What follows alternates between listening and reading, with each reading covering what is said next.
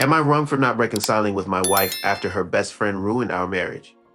I am a 35-year-old from Denver who recently finalized my divorce from my wife, Emma. Our relationship lasted 6 years, with 2 years of marriage. In hindsight, I should have been more aware of the warning signs that indicated trouble ahead.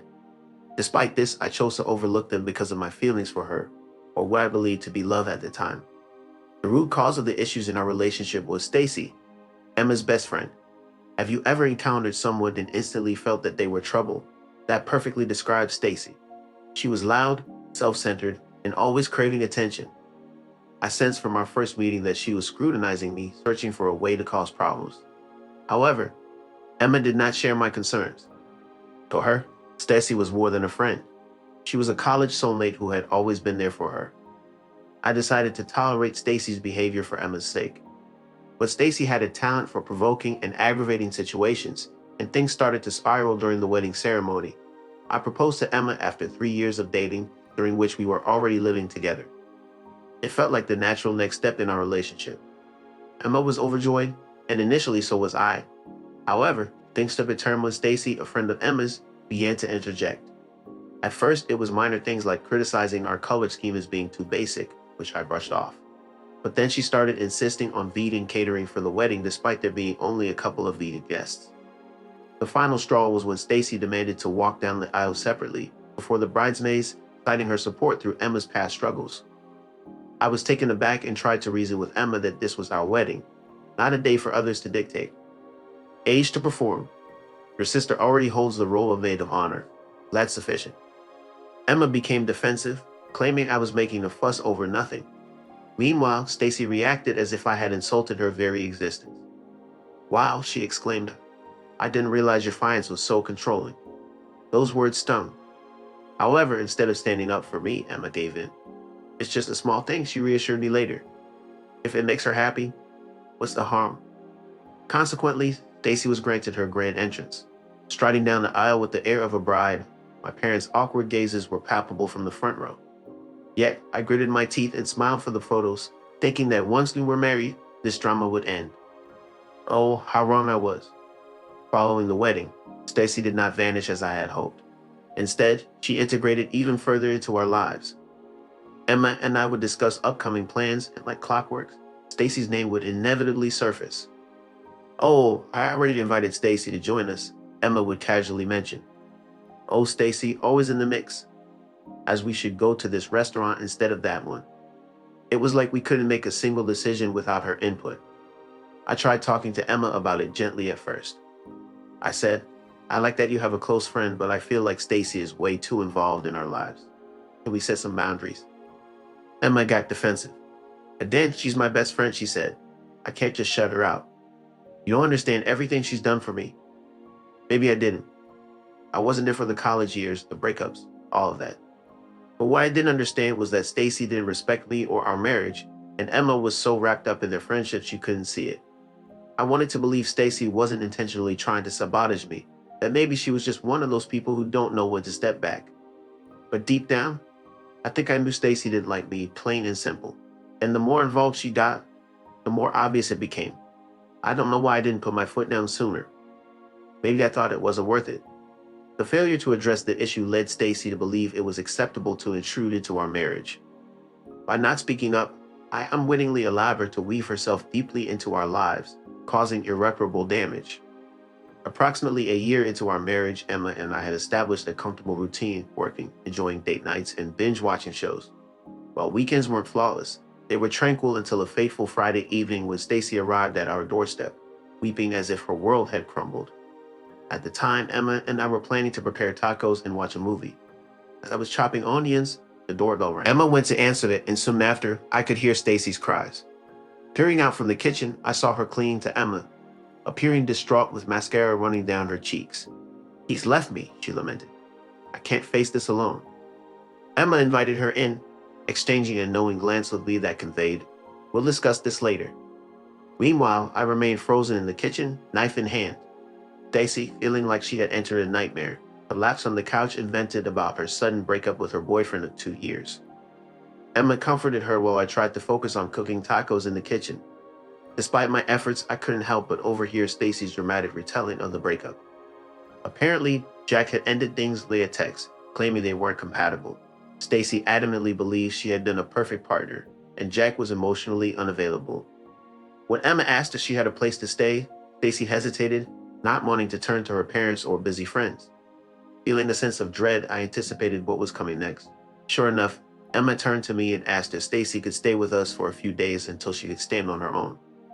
Uncertain of what to do next, I paused, contemplating the situation. I declined your best friend's request to stay, despite her obvious emotional distress.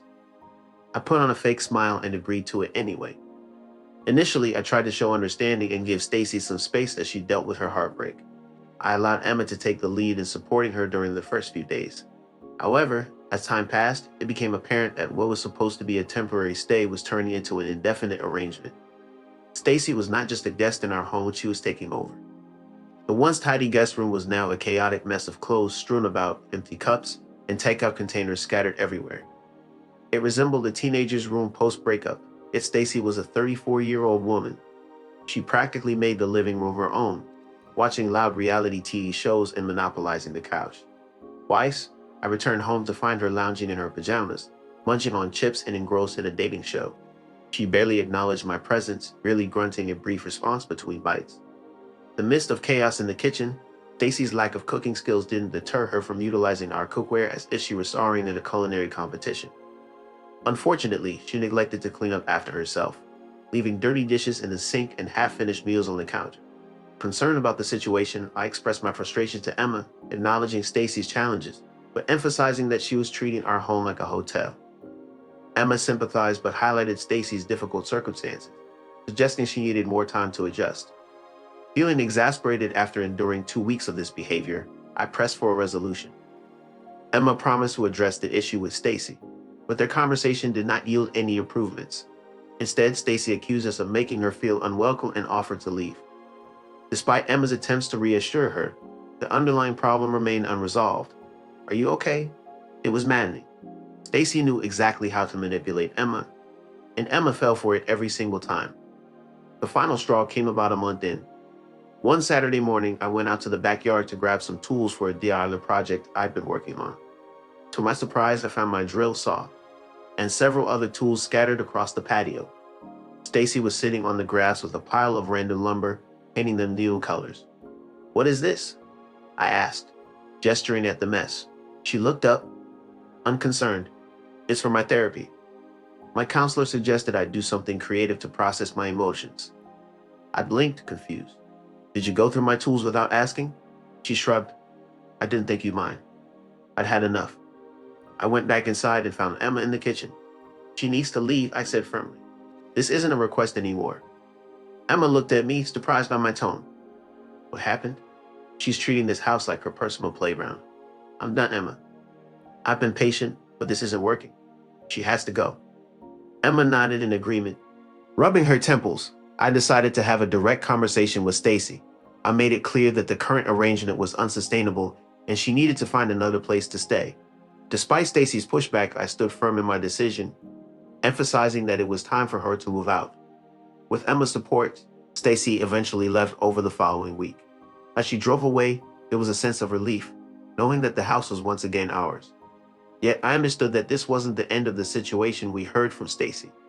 Stacy's real damage started on an ordinary Saturday afternoon.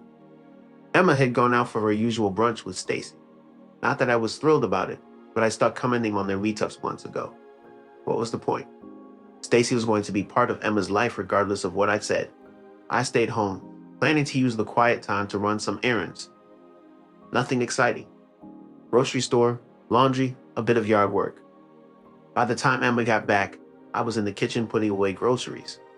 I greeted her like usual, but something felt off. She barely said a word, just mumbled an aha, and went straight to the bedroom. I stood there for a second, a bag of apples in my hand, trying to figure out if I'd done something to annoy her.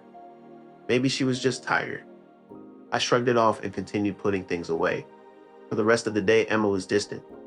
Really distant. She avoided eye contact, gave one-word answers, and spent most of her time glued to her phone. Something wasn't right, but she dismissed it casually with an "I'm fine." It was apparent she was not fine. I assumed Stacy had unloaded some typical drama on her, causing Emma to need time to process. However, that evening took a strange turn. Emma hardly touched her dinner and retired to bed early. When I joined her later, she lay huddled on the opposite side of the mattress, pretending to be asleep. I lay awake, pondering the puzzling situation. The following morning, I felt compelled to address it. Emma, seriously, what's going on? You've been acting strangely since returning from brunch? Question. She hesitated, avoiding eye contact. Eventually, she spoke. I need to ask you something, and I need you to be honest. An uneasy feeling settled in my stomach. Okay, what is it? I probed. With a mix of anger and hurt in her eyes, she finally turned to me. Were you with someone else yesterday? I was taken aback. What? No, what are you talking about? Her tone became more accusatory. Stacy claimed she saw you in a parking lot. She said you were? In your car with another woman? I was taken aback for a moment, unsure how to respond to the absurd accusation. Initially on the brink of laughter at the sheer preposterousness of the situation, my amusement quickly faded as I noted the seriousness in Emma's expression. Emma, that's preposterous, I refuted. I wasn't with anyone. I was out grocery shopping. Emma's tone turned pointed as she described the car and the attire worn by the woman she believed to be with me. She even pinpointed the exact location, the parking lot near the small strip mall off Main Street. The situation felt surreal. Yes, I was at that strip mall, but for groceries, I explained hastily. I wasn't involved in any sort of romantic encounter, just picking up essentials like milk and bread. Emma remained skeptical, her arms crossed as she scrutinized me. Then why would Stacy claim to have seen you? Her question hit me hard. It wasn't a query of uncertainty or misunderstanding. It was a direct implication that Stacy's account must be true. The notion that Stacy might be untruthful seemed unfathomable to Emma. I don't know, Emma, I responded, my exasperation evident in my tone. Perhaps you should ask her, because I can assure you I did nothing wrong. However, it appeared as though Emma wasn't willing to consider an alternative perspective. Emma muttered, shaking her head as she listened. I don't know what to believe. Stacy wouldn't lie about something like this. The words hit me hard, a gut-wrenching blow. Despite everything we had been through, she couldn't trust me over Stacy. Pacing the room, I exclaimed, "You know me for 6 years. You really think I'd cheat on you? And in a parking lot, of all places. Does that even sound like something I would do?" Emma sat there in silence, staring at her hands. Finally, in a barely audible whisper, she said, I need some time to think. The following days were torturous. Emma barely spoke to me, seeking solace in the guest room for space. Every attempt to reopen the conversation was met with resistance. I'm not ready to talk, she'd say, or I need more time. Meanwhile, I was consumed with a mix of anger and disbelief. My thoughts constantly lingered on Stacy and the chaos she seemed to revel in. The burning question remained, why? Why go to such lengths? Why lie about it? The situation was grave. Did she truly harbor so much animosity towards me? Yet, amidst this, I couldn't overlook the larger issue at hand. Emma's immediate reaction, her refusal to trust me, spoke volumes about the state of our marriage. If she valued Stacy's word above mine, what did that signify for our relationship? A week later, Emma packed a bag and departed without disclosing her destination, citing the need for space to clear her mind. I didn't protest. I was too drained to engage in conflict. The following morning, I received a text message expressing that separation was deemed necessary at this time, with assurance that legal documents would be forwarded to me. There was no dialogue, no effort to rectify matters, just a text message and a lawyer's involvement. It felt as though our entire marriage had unraveled due to one absurd narrative. I was at a loss on how to process it all. A part of me yearned to defend myself, to demonstrate my innocence, to comprehend the situation. Yet, another part of me simply felt weary. If she was willing to discard everything so effortlessly, perhaps saving our marriage was no longer a priority for me. The ensuing weeks. Following the news of our separation spreading, Stacy took it upon herself to ensure that everyone heard her version of events, painting a negative picture of the situation. Mutual friends began acting strangely around me, avoiding eye contact and making ambiguous comments about self-improvement. Even my own family posed uncomfortable questions, questioning the validity of the rumors circulating. It felt like a nightmare, reminders of how quickly people can turn against you at every turn. Amidst this adversity, Emma remained conspicuously silent. No calls, texts, or attempts to reach out, just unsettling silence. Initially consumed by anger, the rage gradually waned as days turned into weeks, replaced by a colder, harder emotion. If Emma lacked the faith to engage in a conversation, perhaps I did not need her presence in my life. I refused to plead for validation from someone who doubted me, someone who hesitated and fell under Stacy's influence. I had reached a breaking point in fighting for a marriage where she had always played second fiddle to her so-called best friend. If this was how things were meant to end, then so be it. 2 months after Emma's departure on a Thursday evening, an unexpected event unfolded. I was engrossed in my own world, skimming through my phone during dinner when a message popped up from an unfamiliar number. The text read, "Hello, this is Marissa. I am aware that Stacy deceived you. Can we have a conversation?" I paused, trying to place the name Marissa. It struck a chord, reminiscent of a party I was dragged to by Stacy and Emma a couple of years ago. But why was she reaching out now? Initially tempted to disregard it, the mention of Stacy's deceit piqued my interest. I responded, "What do you mean? What lie?"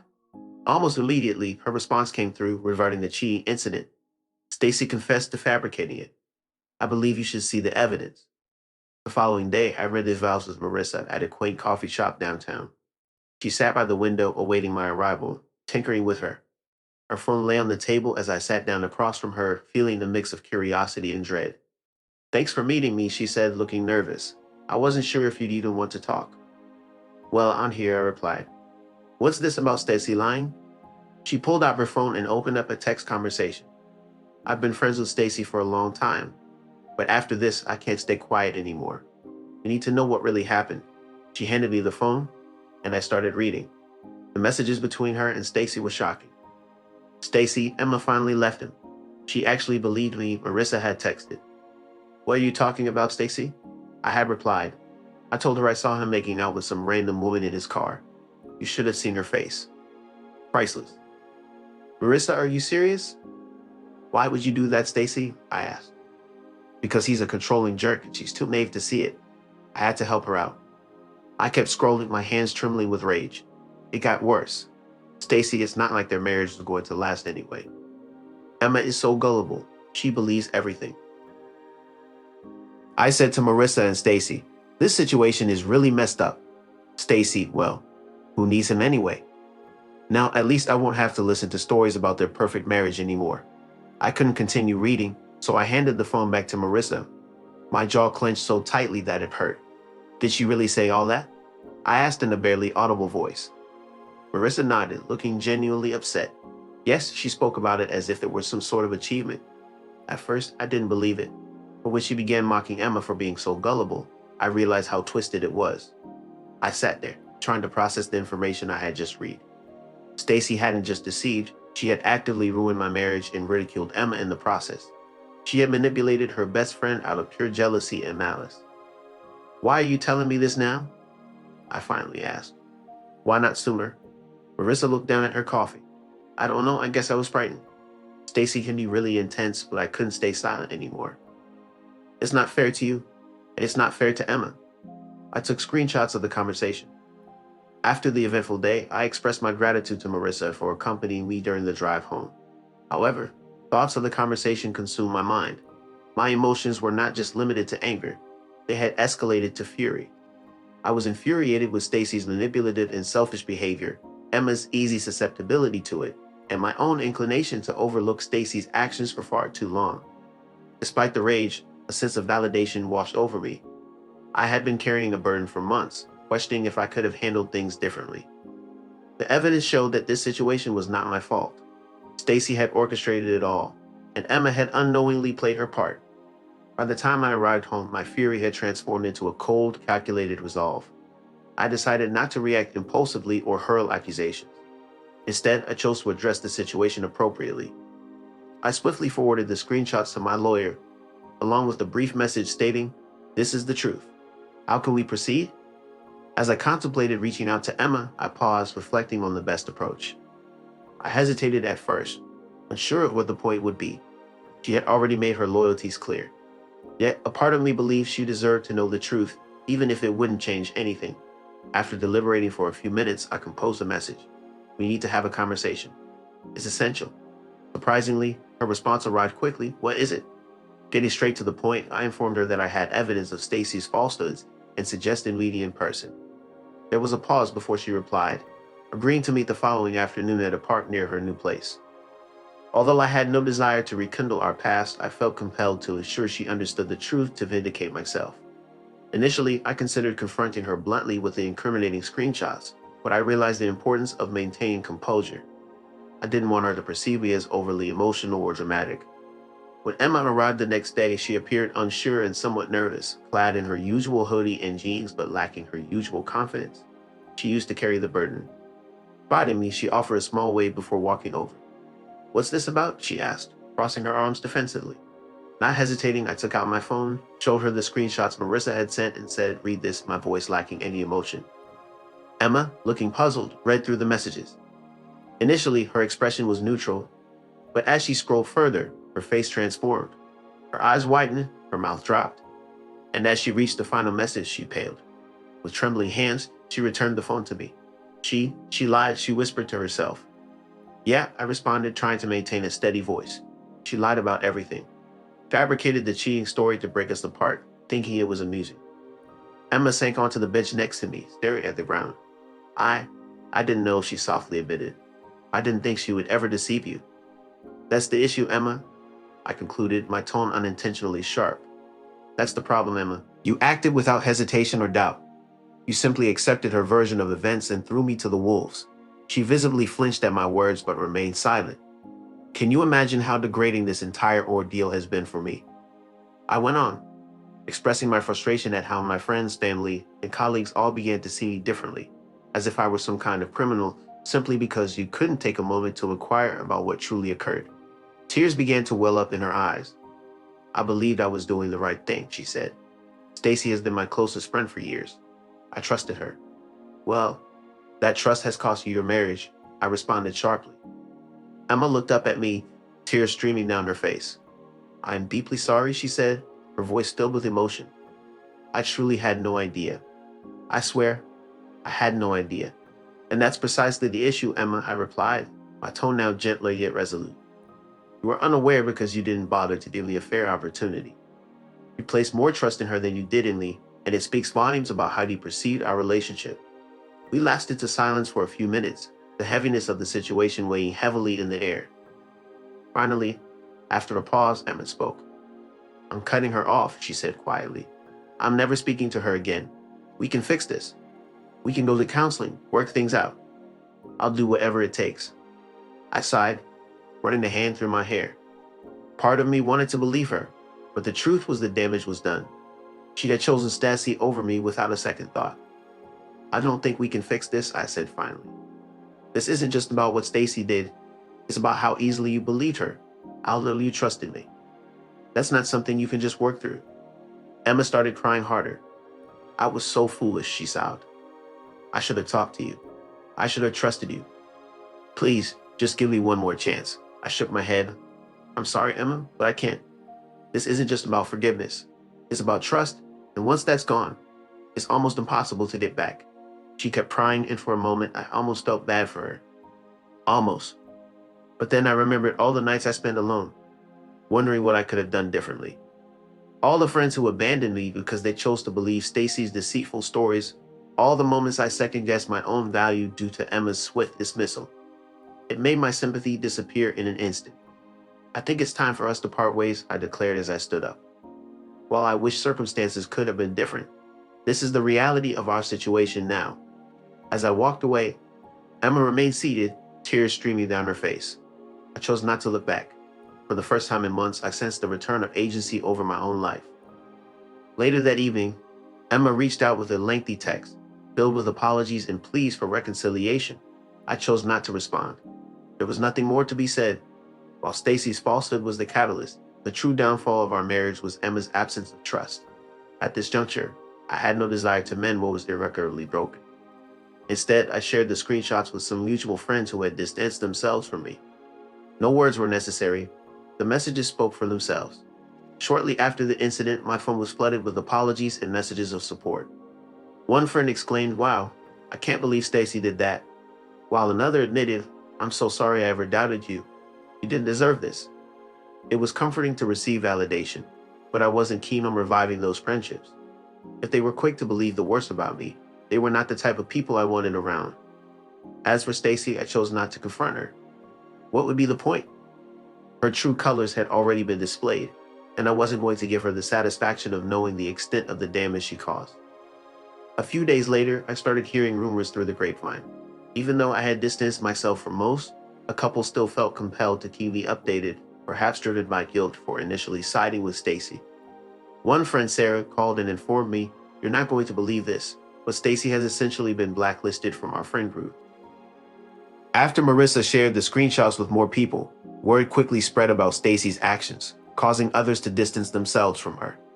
Despite Stacy's attempts to defend herself by claiming she was looking out for Emma and portraying herself as a victim of my controlling behavior, her excuses fell flat.